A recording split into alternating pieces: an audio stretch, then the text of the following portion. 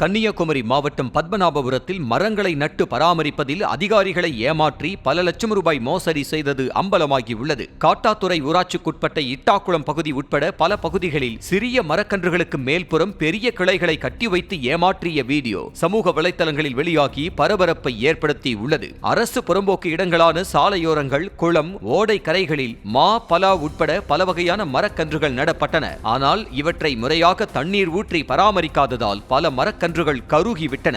இந்த சூழலில் அதிகாரிகள் ஆய்வுக்கு வருவதை அறிந்து மரக்கிளைகளை ஒடித்து வந்து கட்டி வைத்து ஏமாற்றினர்.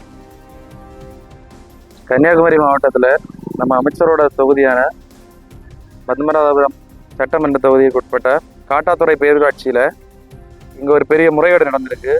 என்னவென்றால், நம்ம சாலை ஓரம் மரம் நடுறதாட்டு இந்த ரப்பர் வலையிலிருந்து சின்ன சின்ன அந்த கொப்புகளை, இலைகளை எல்லாம் கொண்டு நாட்டி வச்சு 10 லட்சம் ரூபாய் கணக்கில் எழுதி வச்சிருக்காங்க. நீங்கள் பார்க்கலாம், இங்கே ஒரு குளம் சீர்கட்டு கிடக்கிறத, இந்த குளத்தை தூர் வர்றது கூட அந்த நிதியை பயன்படுத்தலை.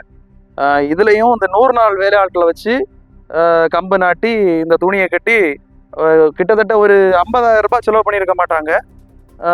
அவங்க அந்த ஃபண்டை என்ன பண்ணாங்கன்னு தெரியாது. ஆனால் போர்டு மட்டும் வச்சுருக்காங்க பெருசாட்டு. இதை யாருமே கண்டுகொள்ளலை. நாங்கள் பஞ்சாயத்து ஆஃபீஸில் முறையிட்டு இருக்கோம், யாருமே இதை கண்டுகொள்ளலை. இதுக்கு அரசாங்கம் தகுந்த நடவடிக்கை எடுக்கணும்.